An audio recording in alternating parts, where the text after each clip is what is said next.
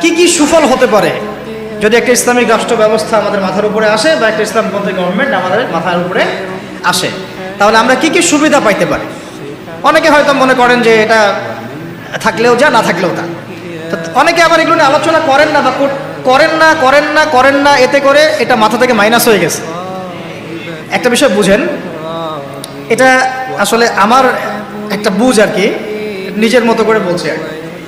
একটা বিষয় কি, একটা বিষয়ের অভিজ্ঞতা মানুষের না থাকলে সেই বিষয়টার মর্ম এহমিয়ত কিন্তু মানুষ বুঝে না। যেমন ধরেন আমরা যারা এখনো কক্সবাজারে কেউ যায় নাই, তাকে আপনি যতই বলেন যে সমুদ্রটা এমন, সমুদ্রটা ওই রকম, সমুদ্রের পাড়ে দাঁড়ালে এমন হয়, ওইখানে এত এইরকম বাতাস থাকে, মেরিন ড্রাইভ রোডটা এইরকম, সে কিন্তু কল্পনায় আনবে, কিন্তু সে কিন্তু উপলব্ধি করতে পারবে না। বুঝতে পারছি কথা? সিমিলারলি আপনি শুনেছেন যে মদিনা এমন, মক্কা এমন, কখনো যান নাই, আপনি কিন্তু উপলব্ধি করতে পারবেন না। রাষ্ট্র ক্ষমতায় আমরা দাড়ি টুপিওয়ালা মানুষরা সংখ্যাগরিষ্ঠতা নিয়ে, হ্যাঁ, একেবারে পুরা রুটির টুকরাটা আমরা কখনো পাইনি এ পর্যন্ত। পেয়েছি কি বিগত প্রায় 50, 60, 70 বছরে? তাহলে আমরা কিভাবে জানবো যে সেটার এহমিয়তটা কি, সেটার গুরুত্বটা কি, সেটা থাকলে আমরা কি করতে পারি? ওটা তো আমার অভিজ্ঞতা নাই, তো আমার কি নাই, আমার অভিজ্ঞতা নাই তো।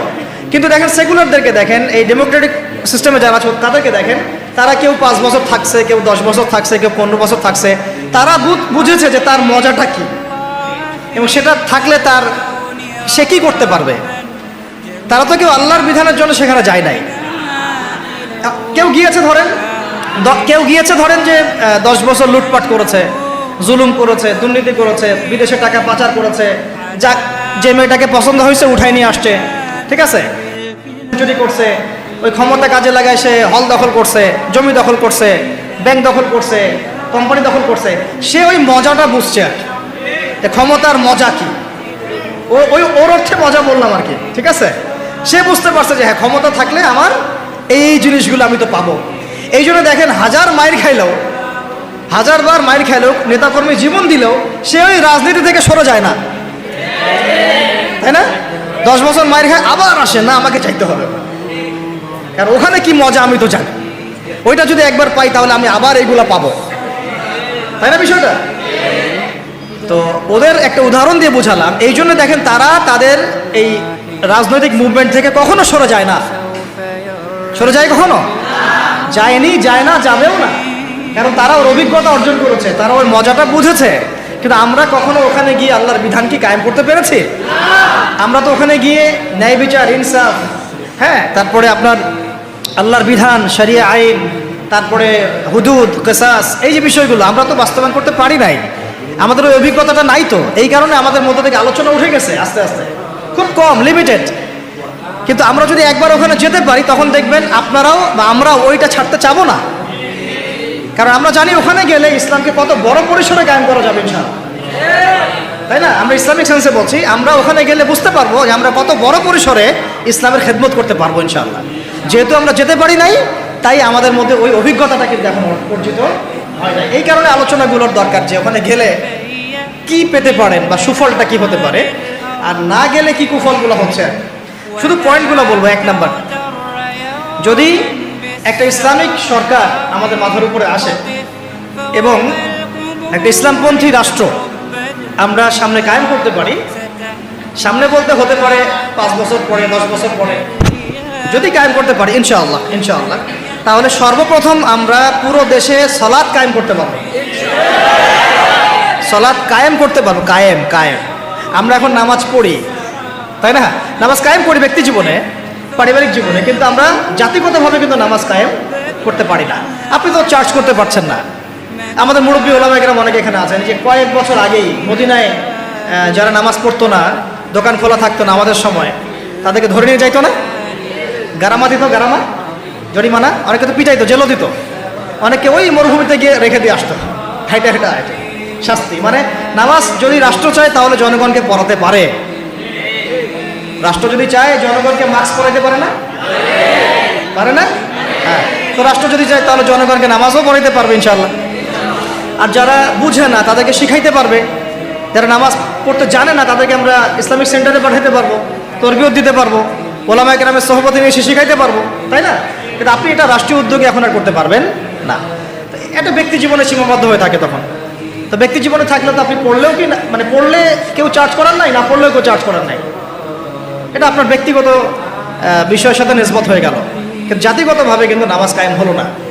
কিন্তু নবী সাল্লাল্লাহু আলাইহি ওয়াসাল্লাম কি মসজিদে কোনো সাহাবী না আসলে বা আসতে না পারলে খোঁজ দিতেন না? ওমর রাদিয়াল্লাহু আনহু খোঁজ দিতেন না? ওখানে কি এমন কোনো মুসলিম ছিল যিনি নামাজ পড়তেন না? তো এই একটা বিষয়, যেখানে আমরা কিন্তু এটা করতে এখনো পারি না। আপনি বলছেন 90% মুসলিমের দেশ, দেখেন 70% নামাজ পড়ে না। শুধু নামাজ না, তখন আপনি চাইলে প্রাইমারি লেভেলে প্রাইমারি স্কুলে কোরআন শিক্ষা বাধ্যতামূলক করতে পারতেন না? হাই স্কুলে আরবি ভাষা শিক্ষা বাধ্যতামূলক করতে পারতেন, কোরআনের কিছু অনুবাদ তো বাধ্যতামূলক করতে পারতেন, সিলেবাস মুক্ত করতে পারতেন। অনার্স লেভেলে গিয়ে আমাদের এই ভাইরা তখন কোরআনের তাফসীর করতে পারতো, তর্জমা করতে পারতো, হাদিসের এরাব দিতে পারতো, ইবারত করতে পারতো। তারা কি পারে? 95%ই পারে। মাস্টার্স লেভেলে গিয়ে তারা ইফতা দেওয়ার মতো যোগ্যতা হয়তো অর্জন করতে পারতো।